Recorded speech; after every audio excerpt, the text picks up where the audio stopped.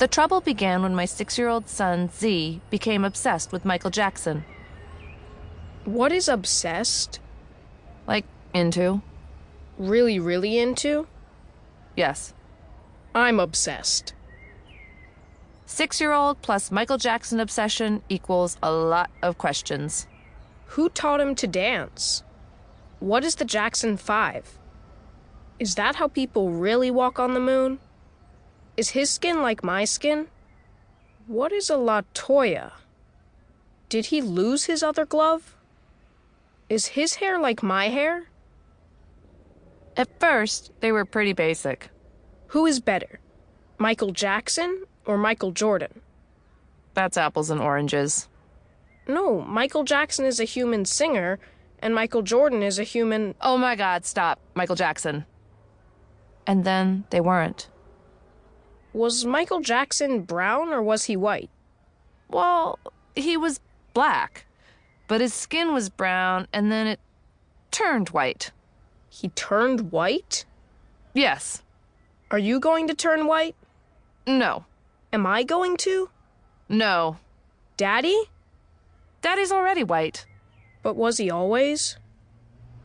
I'm East Indian, and my husband is Jewish. We've lived on the same block in Brooklyn for almost 2 decades. A lot of mixed-race kids live on our block. A lot of everybody lives on our block. Do I look like Nick? Little. He's black and Russian. What about Claudine? She's Korean and Chinese. What about the guy on the corner who is always falling asleep while he's standing? The who? Oh, yeah. Nope, you don't look like him either. Indians are not very cool. That's not true. Look at Bollywood. What? And Mindy Kaling. Who?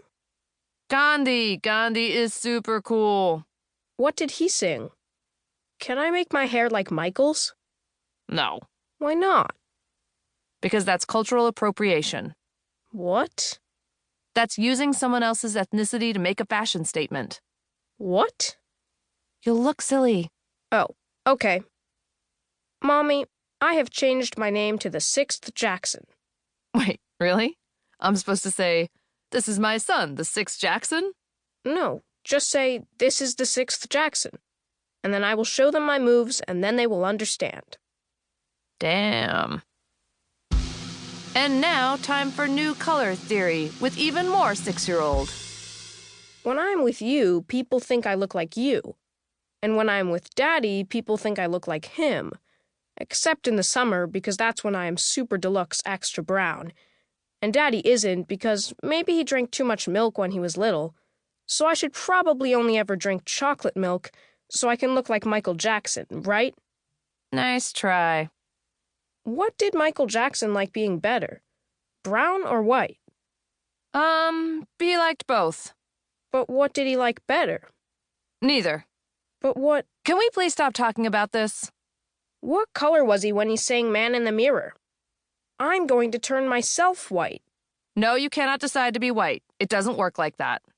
And I will have red lips, and my nose will look like it's falling off, and I will scare kids even though I love them. Nope.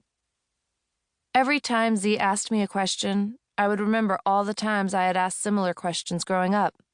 All the things I had been told. All the things that still didn't make sense. But why? Why? Why? Why? Why? Why? In August, an unarmed teenager named Michael Brown was shot and killed by a Missouri cop. By fall, protests against police brutality were shutting down the streets of New York.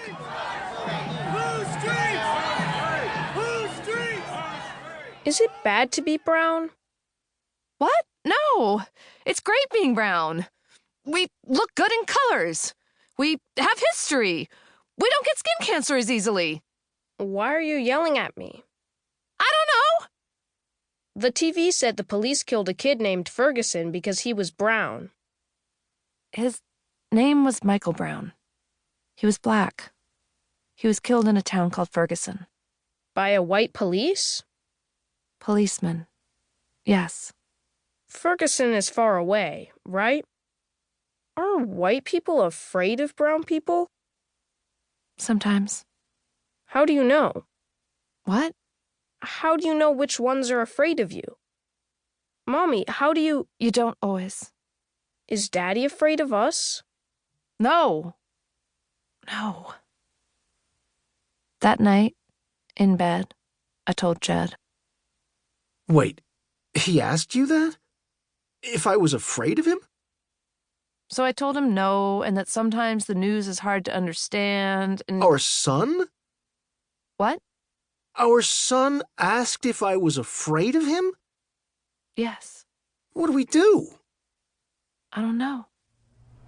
Sometimes, you don't know how confused you are about something important until you try explaining it to someone else. For years, I had been telling myself that America was changing for the better, and that the pain and confusion I'd felt growing up here would soon be a thing of the past.